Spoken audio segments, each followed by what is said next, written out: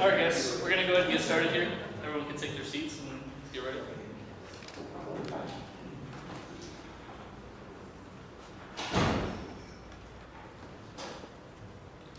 So first, just really want to thank you guys for coming out. We understand that coming out to a new venture like this is always, you're never quite sure what to expect. So we appreciate everyone coming out, spending some of your after-work time with us. We know it's precious to you. Without you guys, this group wouldn't exist, just be a couple guys in the room talking about themselves. So, and groups like this are necessary for our industry to stay strong. Without people teaching and without everyone coming in to learn new things, then the industry grows stagnant and we grow stagnant.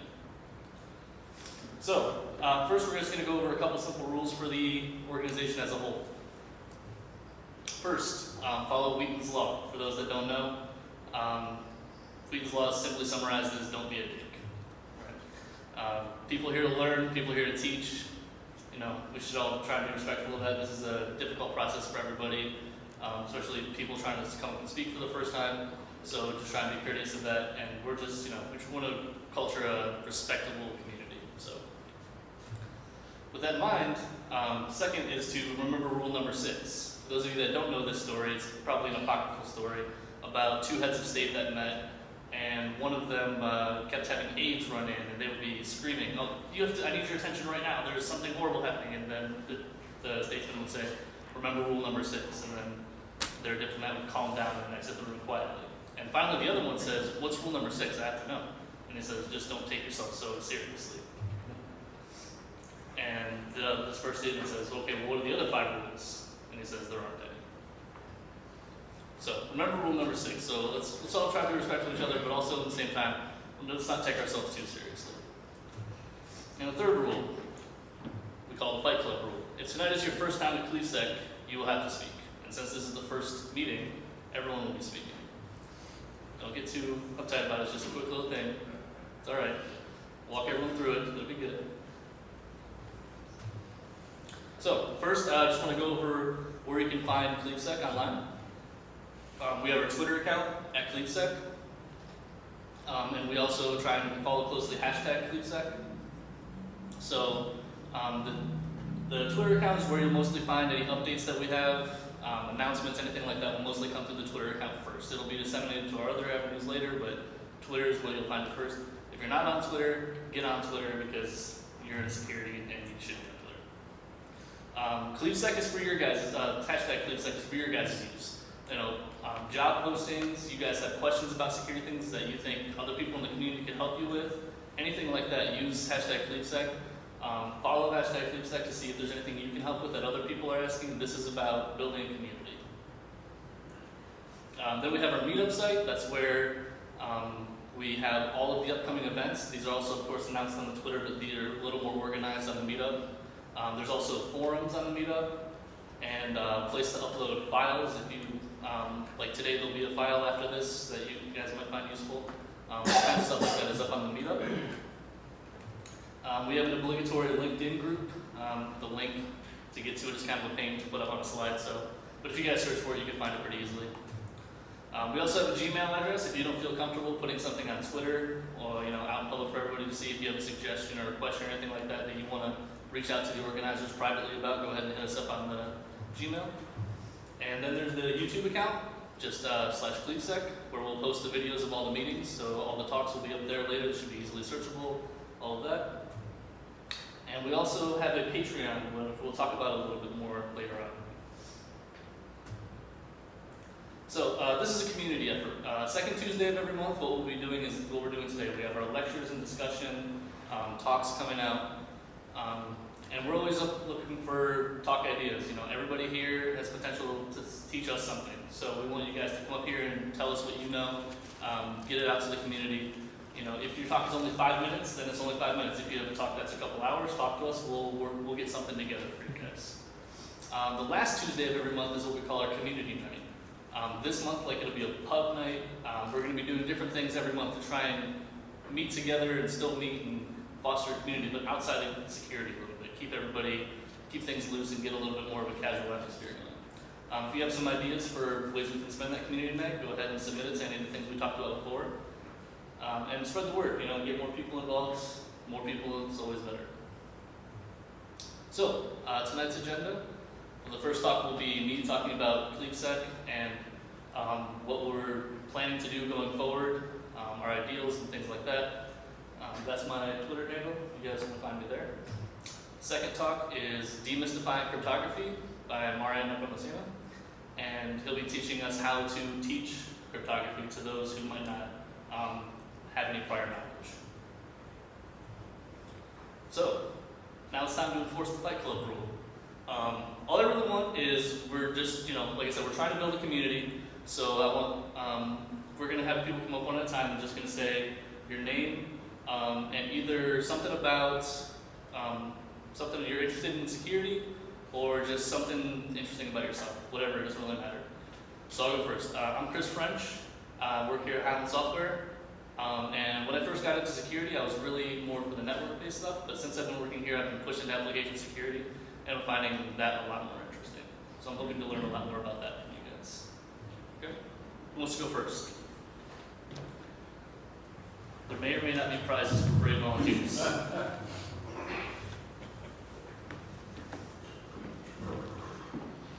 Hello everybody, my name is Márion. I'm going to be the second speaker tonight, so I'm not really the first one that's going, so one of you can still be the first to speak.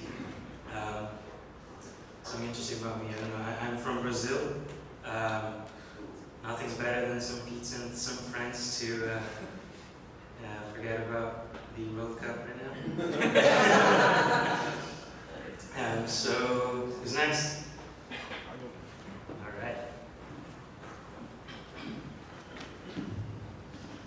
I work here at Highland in QA with Kris. He and Márion and Kevin and I really worked hard to build an AppSec group and continue to build an AppSec group here. So we're just hoping to learn more and share our experiences with this kind of thing.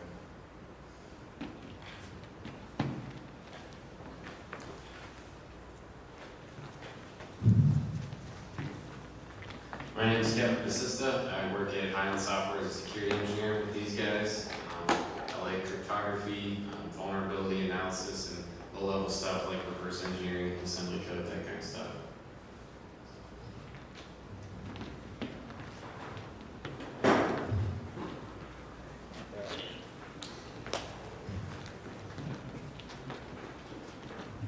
Well, I'm Dave Wilson, and surprise, surprise, I also work at Highland. I'm in the development department here, and I'm one of the guys who helped to build our security group that we have. Got the bugs probably 15 years ago at this point, years back. Saw Michael Howard speak at a Microsoft convention, and it was an extremely interesting talk. It was the first time I was ever introduced to the concept of software security, and kind of fell in love with it back then, and have since worked to build the program we have here at Highland.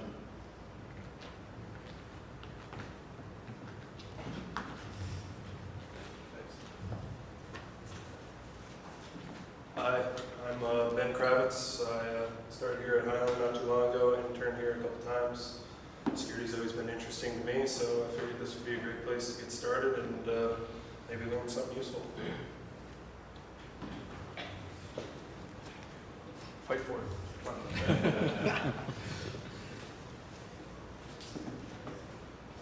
My name is Rob Raylis. I don't work here at Highland, and I've always had an interest in technology and security. I previously worked in IT, not working right now. I'm back in grad school to be a teacher.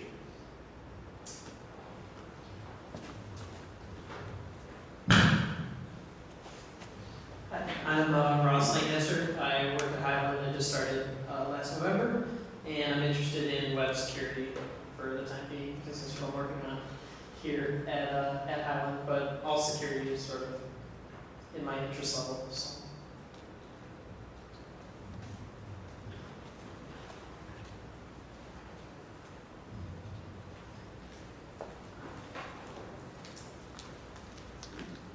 Hello, my name is Vera Didenko. I do not work here. I do have a little bit of interest in IT and a little bit of security. I like to learn different stuff. Currently I'm learning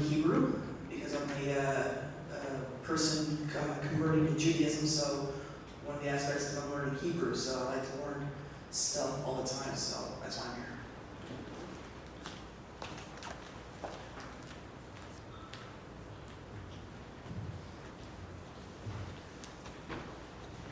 Hi, my name's Ray. I'm a part-time IT tech, not here, and I am interested in ITSec and trying to expand my knowledge in that area.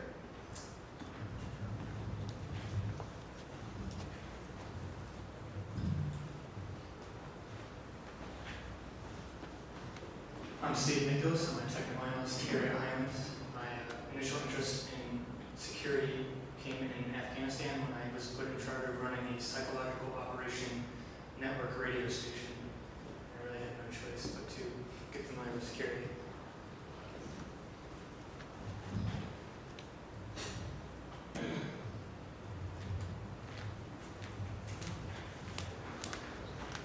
My name is Howard Pincham, another Highlander. Been in the industry for a little bit of while, a long time. My interest is in security and a number of other IT disciplines, and I'm looking forward to see what comes of the group and looking to participate.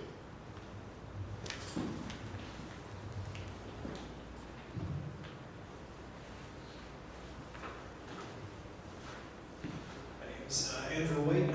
I'm also a technical analyst here at Highland, and my interest in security just started kind of recently. I actually found 2 security defects in our own software that I was able to get addressed by development. So.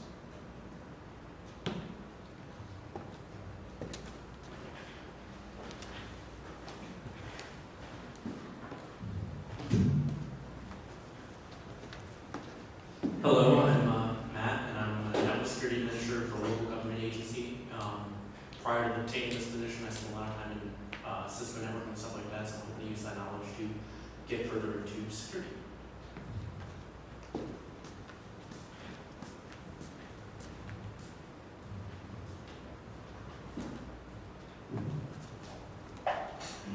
Hi, I'm Ramya Koretti. I work here at Highland in the QA department. I'm kind of new to security. I'm kind of hoping to learn some new things in security.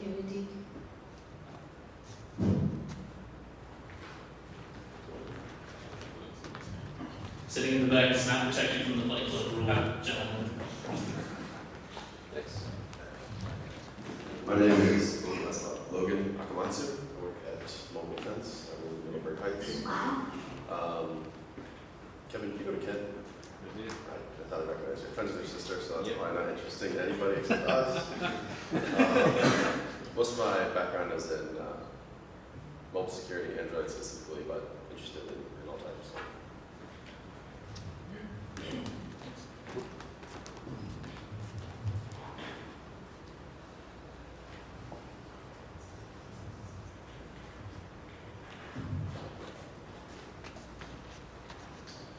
Hi, I'm Jordan Planek. I work in the software testing department at Highland, and I'm pretty interested in security in general, especially web security. And my goal is to be able to answer questions with something other than it works like magic.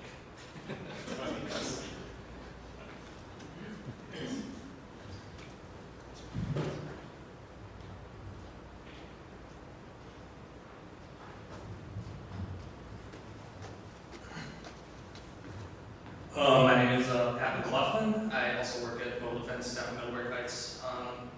Also doing mostly like Android, reverse engineering, vulnerability analysis stuff. I guess that's my area of expertise, but my interests are all over the place, so I'm learning some stuff.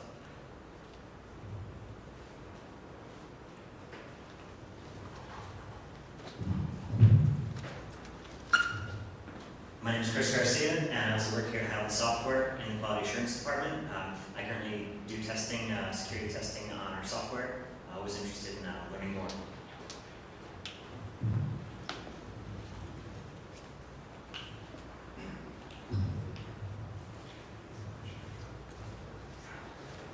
Hi guys, my name is Tim, and I work in the QA department here as well at Highland.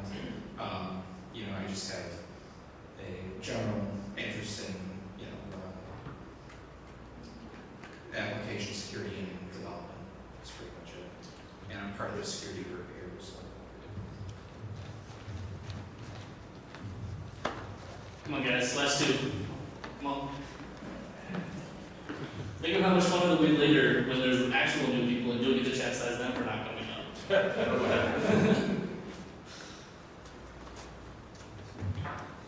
Hey guys, I'm Tristan. I work at CleveSec in Strongsville, security consultant there. Do everything from wireless, web app, and network security and testing. So,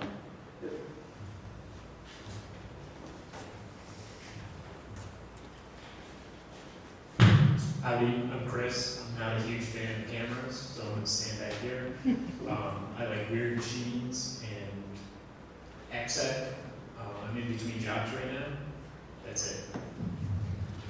Thank you. All right, guys. Let's give a big round of hand for everybody there. That was awesome. No, it's not easy doing this, and I appreciate you guys coming out of your shells a little bit and coming up. Is that coming first? We have a newcomer. I think there's one more. Oh, there is one more. That's okay. So yeah, like I said, next time you guys will be able to call out the first timers when I ask for first timers, and people don't raise their hands. I expect you to point to them since you had to go through this. Now you get to force them to. All right.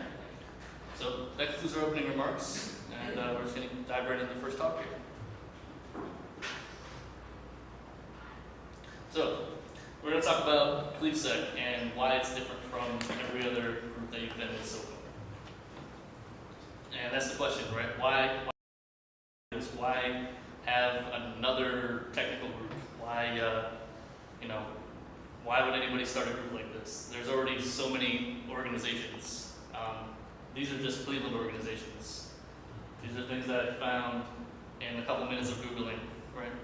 I can't guarantee that all these organizations are active, but these are the organizations that exist, and these are the organizations that we'll be, in a sense, competing with, right? So again, why do this? All those groups already exist. There's all kinds of places for people to get information. So why would you want to add another line item to that list? And the truth is, you wouldn't, right? So that's not what we're trying to do here. We don't want to be just another one of those groups on the list.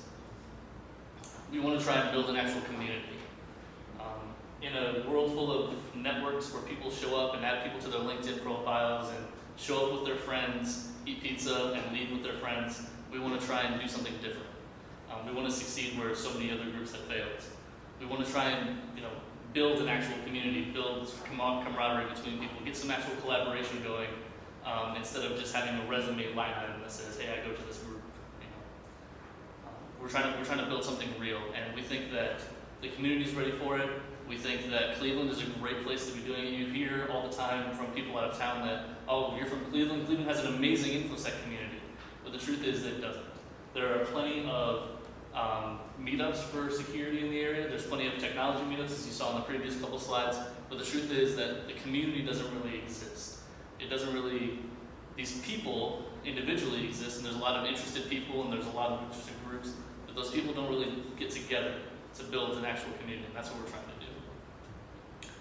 Has anyone heard of MySec? These are the guys in Detroit. They are fantastic at this. They have an actual community built, unlike anything I've ever seen in information security. All they have to their name is a Twitter account, hashtag. You should check out this hashtag sometime if you want to see an example of what an ad hoc community can be. I mean, they post job postings. They have meetings just like this. They go out to movies together. Their kids play together. They have MySec dinners. They do conferences. They trust each other, and they're all friends with each other. They know names. They know faces. They don't introduce each other as, "Oh, here's Bob. This is the guy I know from MySec." "Oh, this is Bob. His wife does this for a living." And they know things about each other, and they have an actual community. And when one of them falls, the other ones can support them. They do projects together. They do things like that I've never seen anyone even attempt in the Cleveland area. So we want to use them as a model and try and move forward doing something similar. So, can we do that? Right?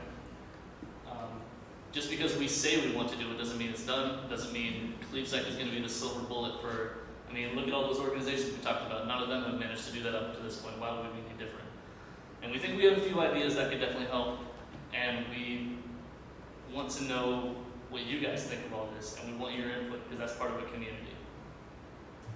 So the first is geographical variance, right? All of you don't live in the same place. You don't all work in the same place. We all live in the general Cleveland area, but definitely not in the same exact area. So CleveSec doesn't live in one place either. So up in the left here, you see Highland Software. That's where we're at right now. And down here is Secure State, who we're in talks with for having meetings there as well. We're also looking for a third location to have our meetings like this so we can get a nice rotation going, so we can get people that live on the east side, they have a much more convenient commute sometimes. People that are on the west side also have a convenient commute here at Highland, and we can mix it up. That way people aren't ostracized just because of where they happen to live or work. We're trying to get the largest possible inclusion of the meaning of Cleveland. If you say we're a Cleveland-based organization, does that mean we have meetings downtown? What does that mean? So we're trying to get a nice variance and try to move around a little bit, but we'll try to keep you guys informed as much as possible, like we said. There'll never be a surprise that we're moving or anything like that. Next is the relationship that we want to have with you guys. This organization is not, and it will never be, a top-down organization. I have no plans to dictate to you guys exactly what needs to be done anywhere, for instance. I mean, we have the Twitter account, we have the hashtag CleveSec, which is, I've seen MySec use to amazing advantage. And we have the forums on meetup.com. I want you guys to use these to your advantage. You guys are CleveSec, right? I'm not CleveSec just because I put a meeting invite up on a website somewhere, right? You guys show up, you guys are the ones that are contributing, you're the ones that want to learn, you're the ones that will be teaching. So you guys control the community, you own the community. We want you guys to not wait for permission to do something under the CleveSec banner because you already own it. This does not work without you guys. Right? Like I said, I can schedule meetups all day long. I can send out tweets about this and that, but that would just be another line item, another network somewhere. We need to build an actual community. By definition, a community cannot survive without its people. And you guys are the people that are the community that is CleveSec.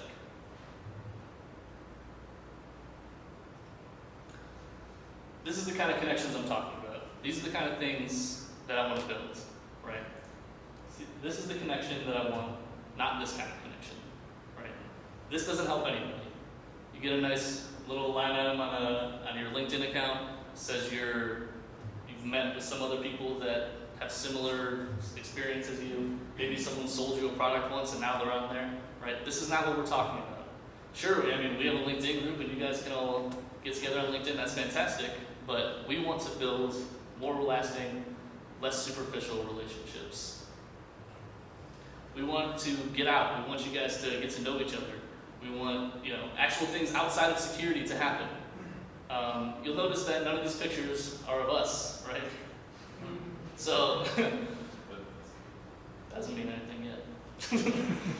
But this is the kind of thing we're striving for, right? Let's get out and do things together. We all have at least one shared common interest. There's no reason we can't build an awesome community around it.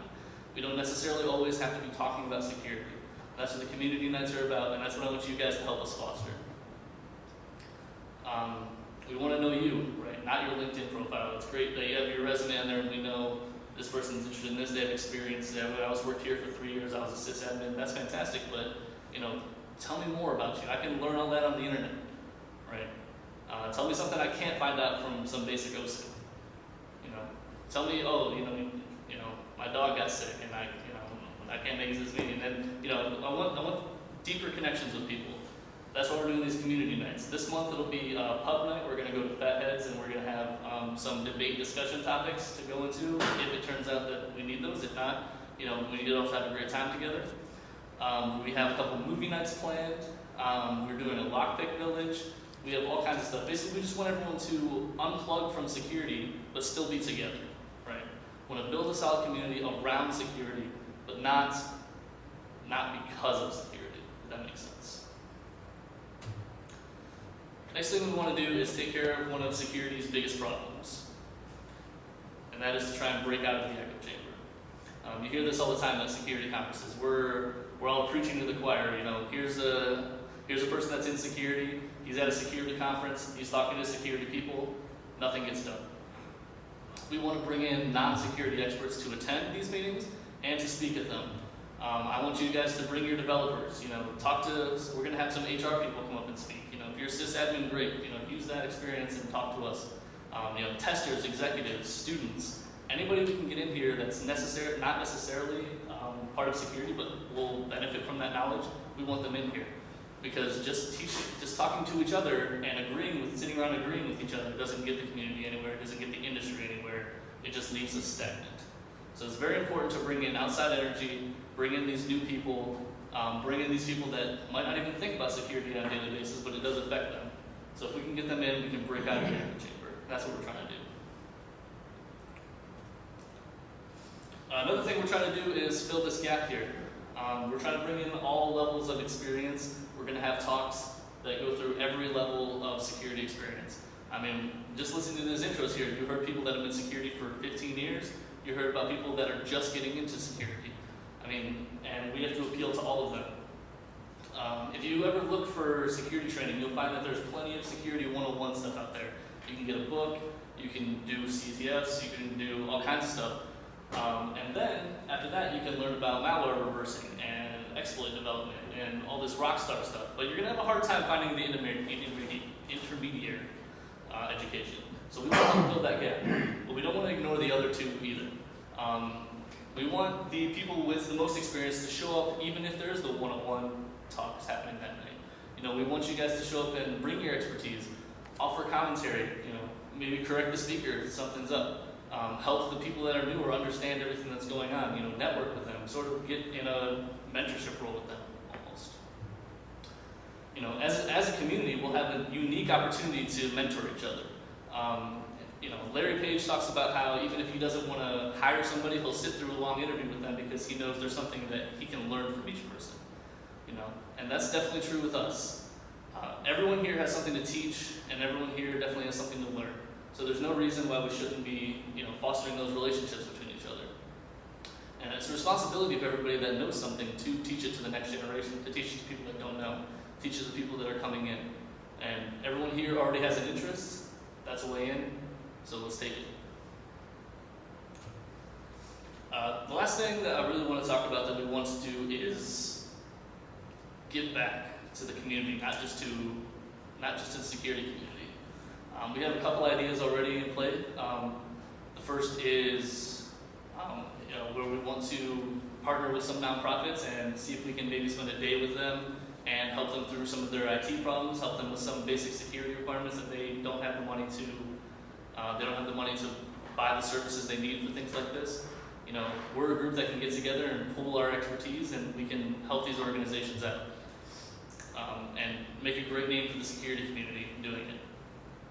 Another one is Tech Support Day we talked about, where we can maybe get members of the community together and have them come out and we can teach them how to use their iPads, or we can show them how to get all 10,000 IE toolbars off of their Internet Explorer. You know, we can you know, clean virus stuff, whatever it is that we can do. You know, we'll maybe for some lower privileged members of the community, we'll do something like that. And also we want to put together some classes for the community. Some basic how to keep yourself safe online type of things. I mean, most of us in here have that baseline of knowledge at least to teach the people that don't have any interest or don't have any education. But now that things like the Target breach are happening and breaches are becoming more and more publicized, people are starting to get interested, people are starting to get worried. We can disseminate that information to the community. There's no reason we shouldn't be the ones doing it. So, what can you do to get involved in this? And that's really it. Just get involved.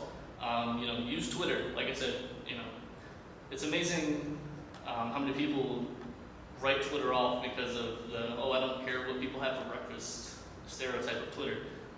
And that's definitely true, but you have to follow the right people on Twitter in order to make it useful to you, right? Everyone in this room should be on Twitter at some point because the security community across the world is on Twitter as its choice of social media. You'll find you'll find HD Moore is on there. You'll find the MySec guys. You'll find people all levels of security on Twitter, and of course we're on Twitter. Right? It's a great opportunity for everybody to instantaneously know what everyone else is doing, and you can keep it security relevant, or you can just say, hey, look, this is something I'm doing that I know the community would be interested in. Hashtag CleveSec, and then everybody will be able to see it. And use it like I said the MySec guys do. Go ahead and post ideas for things that we should be doing as a group. Suggestions. If you have job postings that you think somebody in this room could fill, go ahead and toss that on there. If you have questions for the CleveSec admins, or you have questions for anybody in the community, go ahead and toss those up on there. And we want you guys to collaborate. You have Twitter and you have the meetup forums. You don't have to wait for permission for anybody. You guys are CleveSec. You don't need permission. You don't need you don't need anything. You just have to go ahead and do it. You are already CleveSec. Whatever you want to do under the CleveSec banner is fantastic. Go ahead and do it. Get others involved. Bring people that aren't in the community into it, and bring people that are in the community into your idea. And then, of course, there's these ways. Like I said, we're always looking for speakers. We have speakers planned for a few months out now, but we're always looking for more. If you have an idea that you think maybe isn't quite developed yet, or you're not sure if it'll be interesting, definitely come talk to one of us, or go ahead and toss it on Twitter or on the meetup. And that's what we're here for. We'll help you develop the idea. Like I said, even if it's only 5 minutes, you want to get up here and talk about something, you can do that. Just let us know. We'll put you on the schedule. Not a problem. Recruit other people. Anybody that you think might be interested in the content that's happening here, get them out here. Get them online. Get them on the meetup. Get them to the meetings. We also have a Patreon. For those of you that don't know what Patreon is a site that is for creators.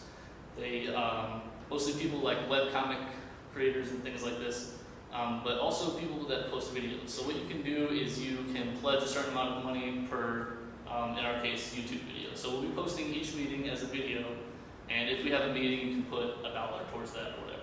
Obviously, that's not required of anybody. No one has to put a cent down to do this, to be part of the community. CleveSec is always free. There's no membership fees, but if you want to help out, that's a way to go. If we get some money in, we can start doing some better activities, get some better recording equipment, maybe get that Hummer limo that we showed earlier on and roll it to DerbyCon in style or something. But that's the way we do that. Obviously, no one's taking anything out. It's just every cent that goes in there will go back into the community. All right, that's all. Does anyone have any questions? Okay, we're going to take a couple minutes of a break here.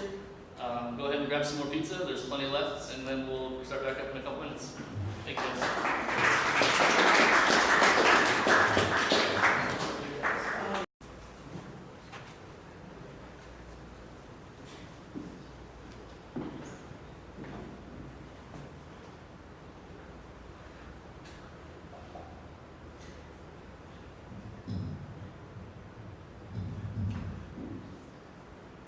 Thanks again for coming, everybody. I am Márion Nepomuceno from earlier. A little bit about me. I said I'm from Brazil. I came to the U.S. in 2003, so I finished high school here, studied at Case, and then in Canada, and then came back here to work at Island, actually, where I got interested in security. I heard while I was working in the IT industry, I started to gravitate towards security. And then I heard that at Highland they were forming this new security team. So I jumped on that, got hired, and here I am. So today I'm going to talk about not Cryptography 101 itself, but how to deliver Cryptography 101 for people who might be a little uncomfortable with the subject, because cryptography is pretty daunting thing. We've got all these super genius mathematicians behind the scenes, and people get a little bit timid when they hear about it. So this spawned from a just one section of a class that we delivered to our QA department here. And just from those little topics that we told them, people actually requested that we create a more advanced class just on cryptography. So I took that little section and expanded into this on how to deliver cryptography 101. It has a little bit of a weird format because it's kind of a meta presentation. So these green slides are me talking to you. So any green slides is going to be me talking directly to you right now. And these blue slides is hopefully you talking to your audience later on when you're delivering this talk at your company or I don't know, family reunion. So, so again, just to not challenging your intellect or anything, but just to make sure that everyone's paying attention. Green slides, me talking to you. Blue slides, you talking to your audience later down the road. Alright? So, like I said, crypto, as most see it, is just some dark cave. No one wants to get into it. It's just something that should just work, and you kind of just put it in your program, and you're fine. And you know, check that checkbox of compliance and whatever. But it's really important that we get crypto right, because it's not the single instance in information security where just that one little thing has to go wrong, but it is an especially critical part of information security where that little spot in what should have been a flawless implementation will completely compromise your cryptography. So, how do you tackle cryptography? Really, just start from the beginning. Start from the very, very basics. Don't even go into XOR or anything like that. Don't even start with mathematical operations. Go really to the very, very, very basic. And this way you can do two things. You can start building a foundation of information security and a security mindset, and you can give your audience the opportunity to see that crypto is really not that bad if you take it into steps and you break everything down. And this is what I mean, so this is you talk to your audience. This is what I mean by start from the basics. You literally start with what is security. Security is a privilege, and where cryptography is concerned, your privilege is your secrets. So privileged information, privileged systems is what you're trying to protect. And you have to make that link that anything worth securing is really anything worth encrypting or hashing or what have you. And then you can go into the security triangle. It's a very basic foundation for not only application security, but network security, probably even physical security, and explain to them what's confidentiality, how confidentiality will be protected or guaranteed, and go into the tampering side of things.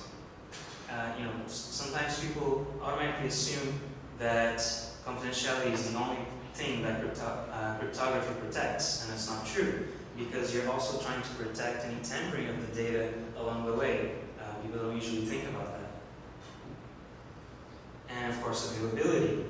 This is probably the one that people associate the least with security. They don't realize that a denial of service attack or a server blowing up can have security effects on the organization. So explain those three concepts to them, tie it all together into the CIA triangle, and that's how you start to build that security foundation, that security mindset. So that's why you start. So that's how you start from the basics. But why might you ask? Are we starting from such low foundations? And why can't we just start with that XOR? Start with explaining basic cryptography right away. And my answer is that in order to teach basically anything about security, we've found in our experience here at Highland as well, you need to have first a security mindset. Just from discussing with people different security concepts and what sorts of things they can already do in their job, just from having that security mindset would improve security in the software or workplace or environment. That already makes a huge difference. And it will also translate into education, because they will start thinking of things that sometimes the instructor didn't even think about, or other colleagues could benefit from. So it's very important that you literally start from the very basics to build that security mindset.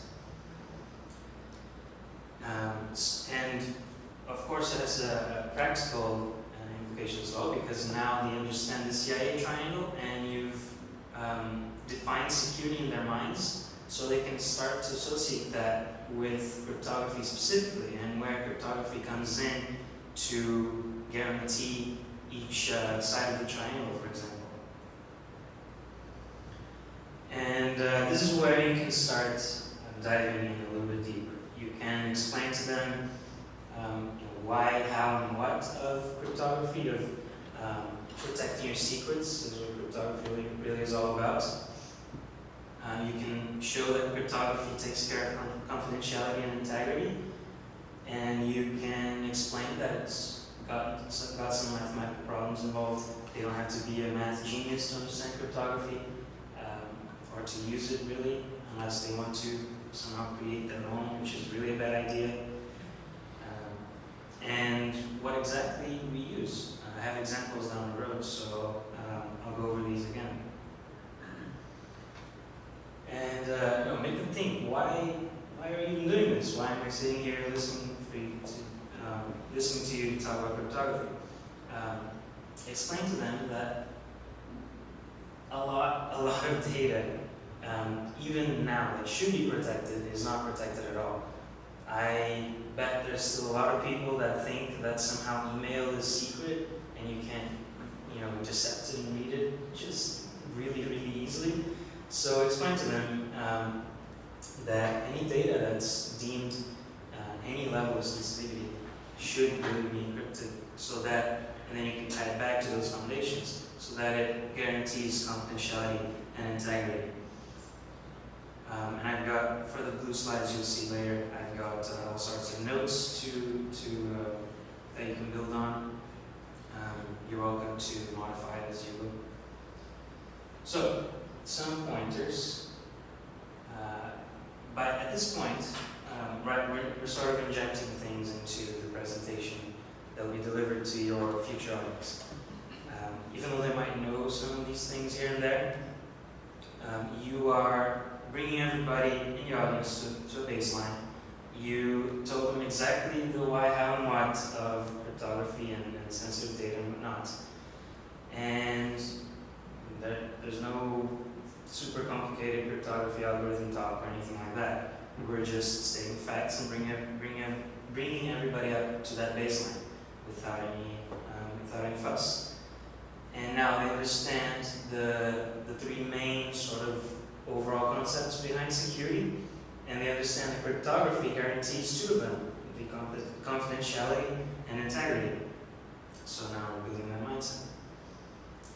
And at this point now you can start explaining about the algorithms. How is the data really protected?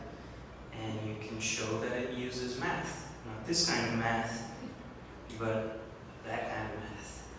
And they don't have to understand this kind of math to use cryptography. They just have to make sure that whoever is using it and implementing it does it truly flawlessly. Even those who implement cryptography don't have to understand the algorithms behind cryptography. They just have to be sure that the implementation is correctly done. And then you can take it a step further, start explaining what algorithms are, how they came about, how they've been tried and tested in the community. You can talk about the NIST competition and how AES was chosen. Give them a backstory. Say that at slides like this, you can stress the importance of not rolling your own cryptography ever, because the NIST is a great example. All these top world-renowned mathematicians coming together for a world competition to get one algorithm picked out. It's hard to believe that some dev in the corner is going to create a new algorithm on their own. Now you're starting to actually bring them into that InfoSec culture, the InfoSec mentality, so that you're building that mindset, continue to build the mindset from the foundation. And so by now they'll have a little peek of the content. They know that algorithms are really complicated, but they don't have to do anything with it if they don't want to. And they can use cryptography like anybody else. Now, these few slides talk about what it means to protect and what kinds of things should be considered secrets. And it ties back a little bit to those foundations. So what exactly are secrets? Secrets can be anything that's protected by the law. Sometimes you just have to encrypt something. You have no choice because the law mandates they encrypt certain kinds of data. Anything that totally destroys your confidentiality, integrity, and availability might be considered a secret. If the admin password gets leaked, you're in big trouble. And finally, if anything should not be public, that basically means you should consider protecting it. You should consider it as a secret. So if you have a piece of data so you grab that piece of data you have, you put it on the spotlight, everyone can see it. Are you comfortable with that? Yes, then it's not a secret. Are you a little bit uncomfortable? Maybe you should consider protecting that. And that will really get the gears moving. And then what exactly it means to protect that kind of data.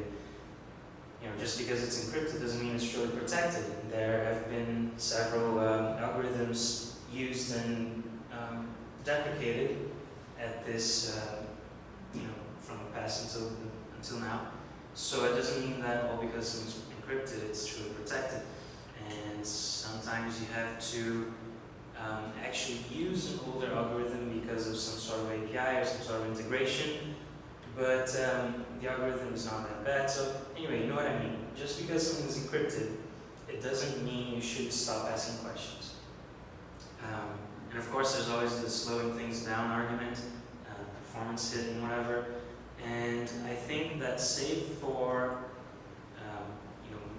millions of repetitions onto a single operation, the performance argument is pretty much in our favor nowadays. We've got really powerful processors. A lot of processors have crypto operations, hard-coded or not hard-coded, built in the hardware itself of the CPU, so that cryptography operations don't take that long. So save for the ridiculous repetition of operations, slowing things down is usually okay. And again, don't let them create their own algorithm. If they even tell them, if you hear someone talking about creating this new cryptography algorithm, please freak out on them. Freak out right away. There's no way that's going to happen, unless of course you know they're genius truly. And then tell them to go talk to NIST. So, by that point, you started the foundation, you've built those little concepts, and you've showed them what a secret is exactly, and what it means to protect that secret exactly. And here already, they know that going into any meeting and talking about cryptography anywhere, they'll be able to make educated decisions and ask educated questions, because they know that they don't have to understand about the algorithms themselves. They have that CIA triangle in the back of their head, and they know that crypto protects those two sides of the triangle, and so forth. So So here you're already empowering them. And that's where you can start delving a little bit deeper. Explain to them the difference between encryption and hashing. Explain that encryption implies decryption, and explain that hashing implies just comparison. You're just comparing the hash. Explain that you're not going to decrypt the hash, so you're building on that foundation of those concepts even further. Sometimes hashing all the things is not the answer, right? Explain collisions. It's a very easy concept, but probably a lot of InfoSec guys cringe when someone doesn't understand collision, or I know at least I cringe when someone says that they're encrypting something with shroud 1, and I'm like, no, you're not. So explain it to them. It's not a hard thing to do. It's a pretty easy thing. A lot of people will get it right away. Simple example, you don't have to do a demo or anything. You can just show something like this. And be mindful of tell them to be mindful of their context. If the system that they're dealing with needs to read that plain text, they're probably going to have to use encryption. If they don't need to read it, or really shouldn't read it, then they're probably going to use hashing. It's really not that hard. You all know this. So, after giving them a little bit of a deeper delve into encryption and hashing, you can tie things up and give them some resources. And here's how, this is one piece of the class that we did here, that I was talking about earlier. This is how we tie things up. We've got this non-absolute scale, just a really relative scale of some common encryption and hashing algorithms. By no means did we cover all of them. There's a lot out there still. But you can at least show them what sorts of things should never be used anymore, and what sorts of things are okay-ish to, alright, I can use this and still be alright.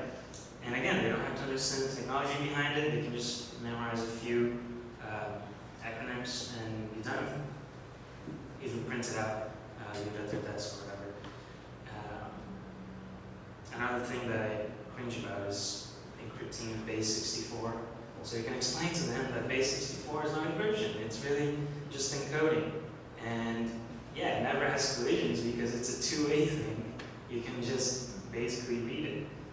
And then you can turn it around and explain that base 64 has its uses for normalizing data before encryption. And they'll get it, it's not that hard.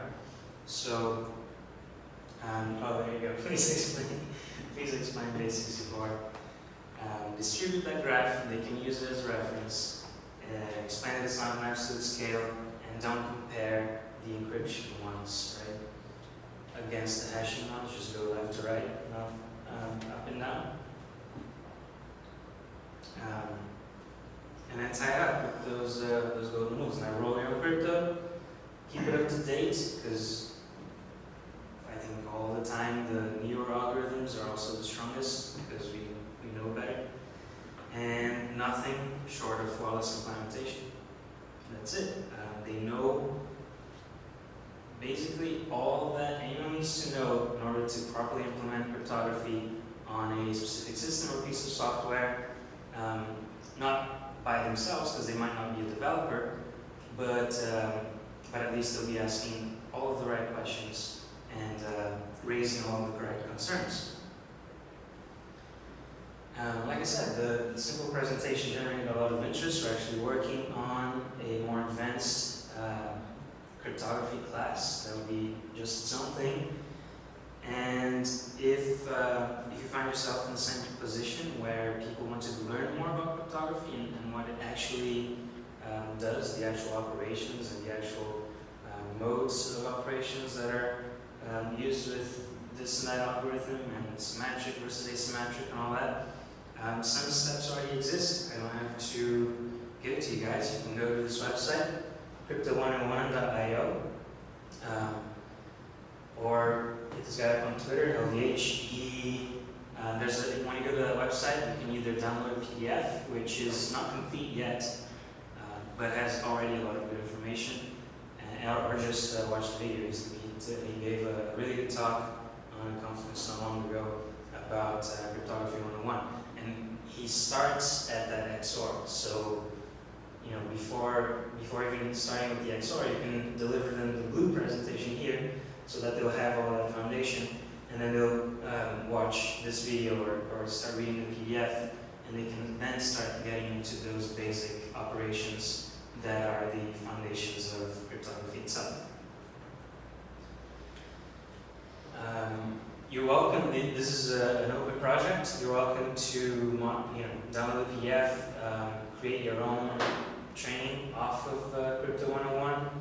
You can also contribute to the project. They're always looking for people to finish up the project, help finish up the project. If you're interested in cryptography, I usually take a look.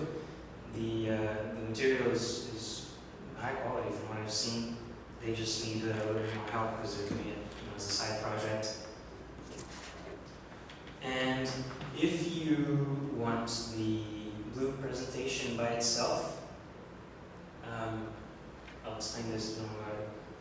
The meetup website, CleveSec meetup website, has the PowerPoint file there with just the blue ones, so you can download and modify it, do whatever you want. You need to sign in though, so if you don't have a meetup account, just create one real quick, sign in, and all the members of CleveSec can download just the blue presentation. And I chose blue and green because it's a matrix thing, so take the blue slides. And that was that. Does anyone have questions or feedback, comments? Who's interested in cryptography or deals with cryptography on a daily basis here? A few people. It's good, it's good. So if you have a group that would benefit from this, and you happen to use the blue slides, you have some feedback from me, I'll welcome it. We are, like I said, we're trying to build a community, and we're always looking to learn and improve. All right, thanks very much, and hope you enjoy it.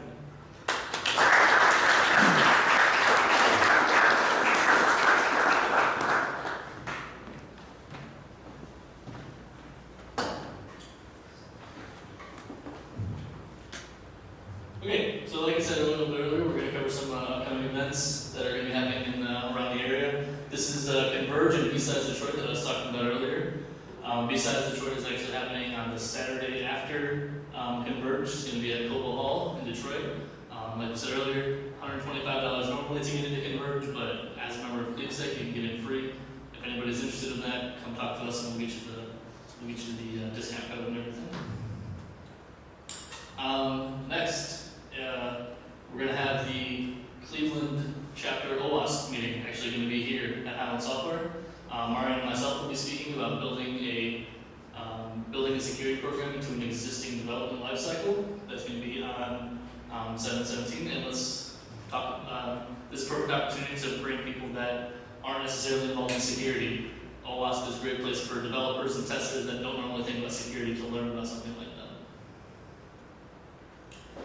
Next we have B-Sides Cleveland. We're actually supposed to have somebody from the board here, but they weren't able to make it, so they wanted me to let you know that unfortunately registration has closed for B-Sides Cleveland.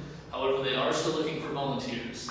So if you really want to get into B-Sides Cleveland, you can definitely volunteer. Head up to the website. I think it's just bsidescleveland.com.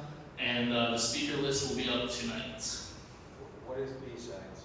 Oh, good question. So for those of you that don't know, B-Sides is a kind of conference movement. So it started, I believe, for B-Sides Las Vegas was the first one. For basically talks that got rejected from Black Hat or DEF CON, but people still wanted to see. So they started this little mini conference, and it started out as hey, your talk got rejected at the main conference, come give it at B-Sides. And B-Sides is always free. B-Sides is all about the community. But since then it's grown. Several conferences, like Cleveland, for instance, the B-Sides Cleveland doesn't even have a sister conference. It's just its own conference. But like all the other B-Sides conferences, it's free. So yeah, definitely come check that out. There's, like I said, there's one with Converge in Detroit.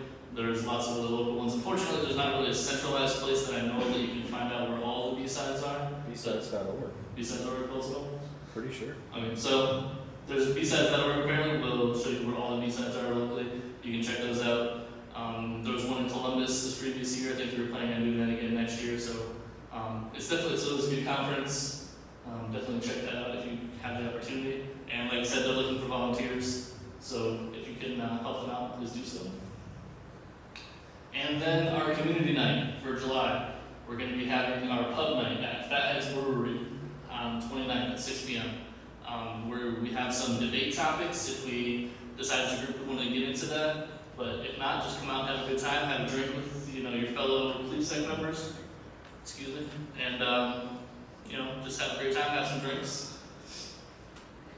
And that's all. Great meeting you guys. Thank you all for coming out, and we'll see you next time. Thank you. SecurityBsides.com.